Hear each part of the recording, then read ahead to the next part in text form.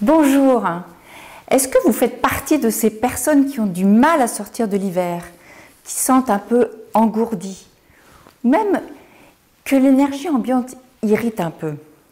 Ou bien à l'inverse, est-ce que vous êtes surexcité? Vous trépignez d'impatience de passer à l'action, ou pourriez être un tantinet agressif, ou alors euphorique?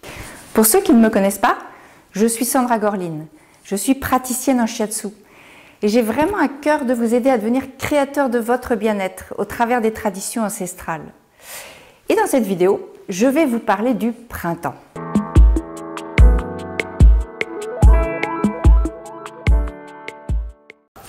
Alors, est-ce que vous avez répondu oui à l'une des questions au début de cette vidéo? Laquelle? Bien, dans les deux cas, sachez que c'est normal. Selon la pensée chinoise, nous sommes rentrés dans l'énergie du printemps. Et vous êtes impactés par cette énergie puissante. Le printemps, c'est le renouveau. On sort de l'hibernation, la nature se réveille, et puis l'énergie tend vers le haut. Et selon la médecine chinoise, cette saison du printemps est associée à l'élément bois, à la couleur verte. Et les organes qu'on y associe sont le foie et la vésicule biliaire. Et la fonction de ce système organique est de stocker le sang, qui est notre sève à nous, de filtrer les toxines et d'assurer la libre circulation du qi, c'est-à-dire de l'énergie vitale, dans tout le corps. Alors, allons explorer cette énergie bois sous l'angle du développement personnel. Et pour ça, je vais faire appel à l'œil du coach. Bonjour à tous, merci Sandra. Alors, deux solutions. Soit vous êtes en résistance par rapport à ce flux d'énergie qui arrive avec le printemps, soit vous êtes emporté par ce flux d'énergie que représente le printemps. Dans le premier cas, très simplement, la confrontation de ce surplus d'énergie qui arrive fait ressurgir vos peurs profondes. Par exemple, la peur du jugement. Vous savez, ces gens qui se disent « Oh là là, le printemps arrive, on va changer de vêtements, il faut que je fasse un régime ».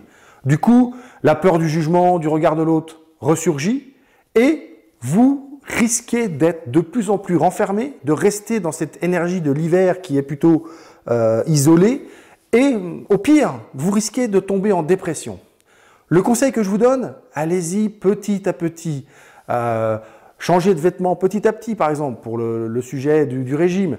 Et surtout, confrontez-vous à vos peurs et posez-vous cette question.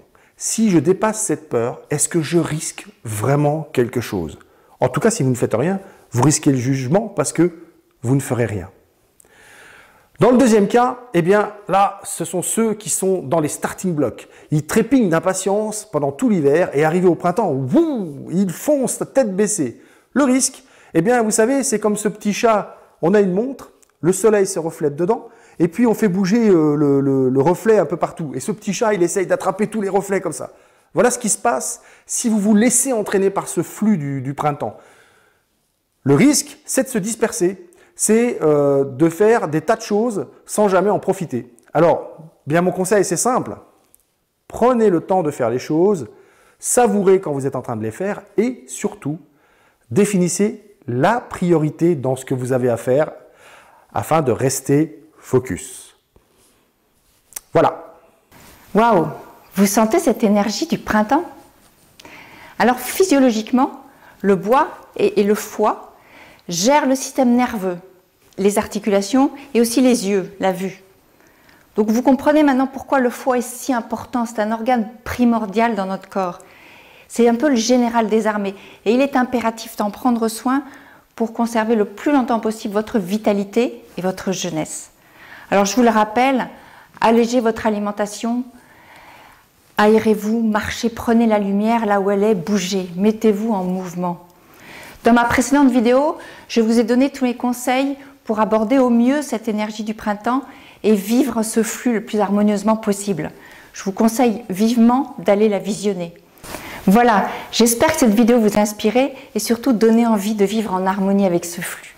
Si c'est le cas, likez-la et partagez-la pour aider un maximum de personnes à vivre à cette harmonie. Et surtout, n'oubliez pas, pour plus de contenu inspirant, venez liker notre page Facebook Rends ta vie sublime, abonnez-vous à notre chaîne YouTube et venez visiter notre site rendtaviessublime.com. Quant à moi, je vous dis à très bientôt pour une nouvelle vidéo.